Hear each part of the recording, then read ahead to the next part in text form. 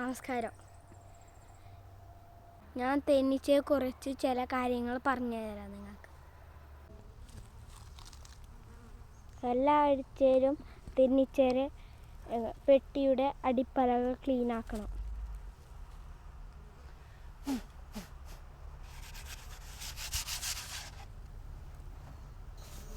തേനീച്ചപ്പെട്ടിയുടെ അടിപ്പലക clean ആക്കുന്നത് കൂടാതെ മഴക്കാലത്ത് തേനീച്ചകൾക്ക് പഞ്ചസാര ലായനി കൊടുക്കുന്നത് നല്ലതാണ്. മുകളിലത്തെ പെട്ടി ഹണി ചാമ്പറും താഴത്തെ പെട്ടി ബ്രൂഡ് ചാമ്പറുമാണ്. മഴക്കാലത്ത് ഉള്ള പരിചരണമാണ്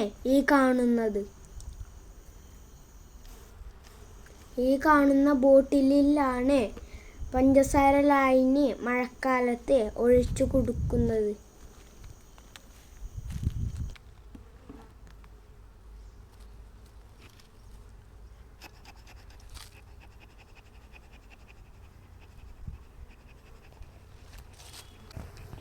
തേനീച്ചപ്പെട്ടി തുറക്കുമ്പോൾ ഈ പുക കൊടുത്ത ഐറ്റങ്ങൾ കുത്തുന്നത് കുറയ്ക്കും.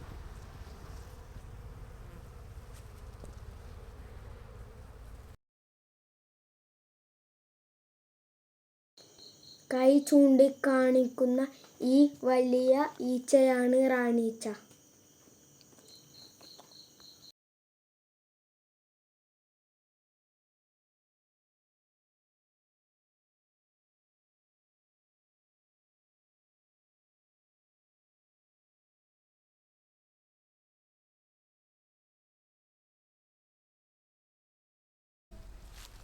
ആണീച്ചയുടെ നിറം കറുപ്പ് കളറിലാണ്. അതുങ്ങളെ കിട്ടിയാൽ നിങ്ങൾക്ക് കാണിച്ചു തരാം. ഇതുങ്ങൾ ചിറകടിക്കുമ്പോൾ നല്ല കാറ്റും കിട്ടുന്നുണ്ട്. ഇതേപോലെ വർക്കർ ഈച്ചനെ പിടിക്കണമെന്ന് ഉണ്ട്, പക്ഷെ അതുങ്ങൾ കുത്തും. അതുങ്ങൾ ചാവാൻ ആവുമ്പോൾ അതുങ്ങൾ തന്നെ കൂട്ടിന് പുറത്തേക്ക് പോയി ചാകും.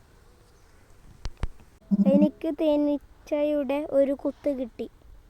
അതിൻ്റെ ആണിയാണ് ഇതിൽ കാണുന്നത്.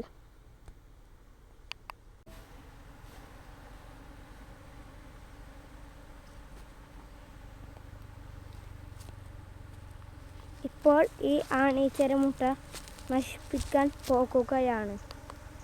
ഇടയ്ക്കിടെ ഇത് എനിക്ക് കിട്ടിയ പോലെ ഇത് ആൾക്കാർക്കും കിട്ടും. ഒരു തേനീച്ചപ്പെട്ടിയിലെ എല്ലാ അടകളും ഒരു ആഴ്ച എടുക്കുന്നത് നല്ലതാണ്. ഇതിൽ അടച്ചിട്ട് ഉള്ളതെല്ലാം വർക്കർ ഈച്ചയുടെ കുഞ്ഞുങ്ങളാണ്.